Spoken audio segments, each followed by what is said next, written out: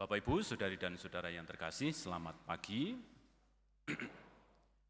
Untuk renungan kali ini saya memberikan tema olah kehendak untuk menyiapkan kita menerima pewahyuan eksklusif dari Tuhan. Jadi hal yang pertama yang bisa kita lihat adalah soal wahyu eksklusif. Apa itu? Seperti yang dikatakan oleh Yesus tadi, dia mengatakan bersyukur kepada Bapa karena apa? Karena apa yang disembunyikan kepada orang bijak dan orang pandai telah dinyatakan kepada orang kecil. Nah, itu artinya ada wahyu eksklusif yang ternyata dibuka untuk orang-orang tertentu, ditutup untuk orang-orang tertentu. Jadi tidak semua orang ternyata bisa menerima wahyu itu. Wahyu itu apa? Yang dikatakan di sini adalah soal pengenalan akan Bapa. Jadi wahyu pengenalan akan Allah ini bisa diberikan kepada sebetulnya siapapun. Tetapi ternyata di sini Yesus mengatakan tidak bisa semua orang menerima itu.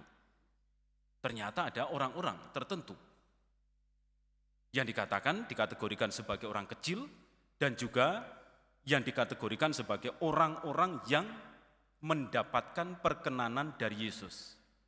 Maka mereka akan mendapatkan wahyu pengenalan akan Allah itu. Nah, kalau kita perhatikan dari apa yang disabdakan oleh Yesus, yang setiap kali diajarkan, setiap kali diwartakan, dia sebetulnya kepingin semua orang itu selamat. Dia kepingin semua orang mendapatkan pewahyuan yang dikatakan eksklusif tadi itu. Tetapi kenyataannya menjadi demikian ini karena tidak semua orang mau mempersiapkan diri dan mau membuka hati untuk menerima itu. Teresa Avila sendiri pernah mengatakan dengan kata-kata yang kurang lebih semacam ini, Tuhan itu sebetulnya sangat murah hati. Dia menerima apapun yang kita berikan kepadanya sebagai bentuk penghormatan dan pengabdian kita. Tetapi dia akan memberikan dirinya secara sempurna kepada kita ketika kita mau sungguh-sungguh memberikan diri secara sempurna kepadanya. Artinya kelihatan sekali di situ. Tuhan sangat murah hati, dia menerima apapun yang kita berikan. Kalau kita beri sedikit, ya dia terima. Kalau kita beri banyak, ya dia terima. Tetapi dia sendiri akan memberikan pengenalannya kepada kita secara sempurna, secara utuh, secara baik, ketika kita sendiri juga mau mencintai dia dengan sempurna. Mau memberikan pengabdian kita secara sempurna. Nah, itu artinya ketika kehendak kita ini diarahkan untuk secara sempurna mencintai Tuhan, maka Tuhan pun akan memberikan pengenalan yang lebih dalam kepada kita tentang dirinya. Nah, pewahyuan pengenalan akan Allah ini ternyata terkait dengan kemauan kehendak kita membuka diri terhadap Tuhan. Nah, inilah poin kedua yang mesti kita lihat, yaitu soal olah kehendak. Olah kehendak seperti apa yang dikehendaki oleh Yesus? Dia mengatakan tadi, kita diajak untuk meneladani dia yang lemah lembut dan rendah hati. Lemah lembut dan rendah hati bukan berarti tidak memiliki kekuatan. Bukan berarti tidak memiliki tenaga, loyo, malas. Bukan semacam itu. Lemah lembut dan rendah hati yang dimaksudkan di sini dalam kata Yunaninya itu praos, mengekspresikan sebuah kekuatan yang sudah bisa dikendalikan secara maksimal. Dia punya potensi, dia punya kekuatan, tetapi dia tahu kapan kekuatan itu digunakan dan dengan volume seperti apa. Ini seringkali dicontohkan seperti kuda-kuda perang itu. Bagaimana orang bisa memilih kuda-kuda perang itu? Biasanya dipilih dari kuda-kuda liar yang sudah ditundukkan.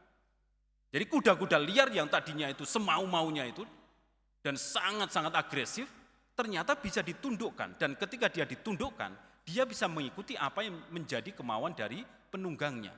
Dia tetap memiliki kekuatan, dia memiliki semangat yang luar biasa untuk menghadapi segala sesuatu. Tetapi dia juga tunduk pada perintah penunggangnya. Begitu dihentakkan kakinya, dia bisa berhenti seketika. Begitu dia diajak untuk maju, dia bisa maju dengan pelan. Begitu dia dihentakkan lagi untuk maju dengan keras, dia bisa melaju dengan keras. Artinya dia punya kekuatan, tapi kekuatan terkendali. Inilah yang dimaksudkan sebagai kelemah lembutan dan kerendahan hatian di hadapan Tuhan itu.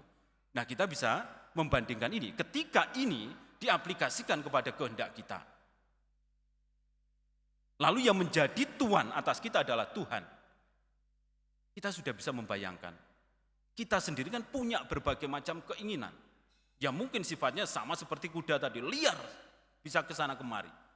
Tetapi ketika kita mau meneladani Yesus dalam kelembutan dan kerendahan hati, kita bisa mengendalikan keinginan-keinginan itu, lalu bisa mengikuti apa yang dikehendaki oleh Tuhan.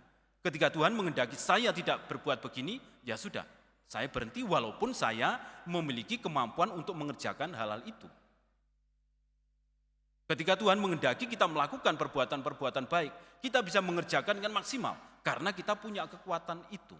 Nah, inilah yang dimaksudkan kelemah lembutan dan kerendahan hati.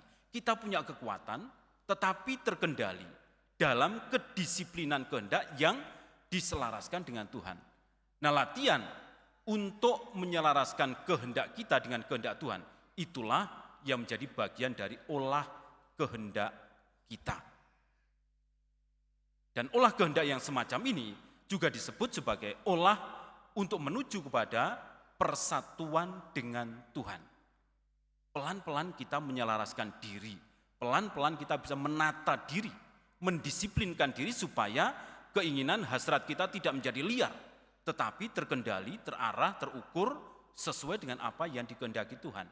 Nah, pada saat itulah apa yang dikatakan oleh Teresa Avila tadi pelan-pelan bisa akan terjadi. Semakin kita mau menundukkan diri kepada Tuhan, semakin Tuhan akan mewahyukan dirinya secara lebih baik kepada kita. Dan semakin kita mengerjakan itu dengan lebih baik, maka semakin jernih pula budi kita menangkap pewahyuan itu.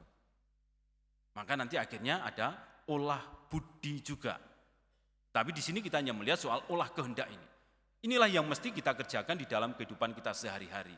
Kita tahu kita punya berbagai macam keinginan, kita tahu kita punya berbagai macam hasrat, nafsu, tetapi semuanya itu mau kita kendalikan, mau kita tundukkan kepada yang ilahi supaya diilahikan. Dan itu nantinya yang menjadi poin bagi kita. Karena dengan menundukkan semuanya itu di bawah keilahian itu, artinya kita pelan-pelan sudah bekerja sama dengan rahmat Tuhan untuk menguduskan dan mengilahikan kita. Nah, kalau itu terjadi, seluruh proses kehidupan ini adalah proses pengudusan itu. Hingga pada akhirnya ketika kita dipanggil Tuhan, kita sudah menjadi lebih ilahi dibandingkan yang dulu-dulu. Dan dalam proses transformasi ini, saya yakin pasti akan ada banyak pewahyuan yang kita terima. Karena pewahyuan itu akan diberikan kepada siapapun yang mau menundukkan diri kepada Tuhan. Itulah yang tadi dikatakan Yesus sebagai pewahyuan yang eksklusif itu. Hanya diberikan kepada mereka yang kecil, mereka yang lembut rendah hati, mereka yang diperkenankan untuk mendapatkan itu. Bapak, Ibu, saudari dan saudara yang terkasih, mari kita bersama-sama melihat bagaimana olah kehendak kita di dalam kehidupan kita sehari-hari. Bagaimana kita berusaha untuk menundukkan diri, menundukkan kehendak kita di dalam tata ilahi, supaya pada akhirnya kita menjadi semakin jernih mengenali pimpinan Tuhan di dalam hidup kita. Mari kita renungkan bersama.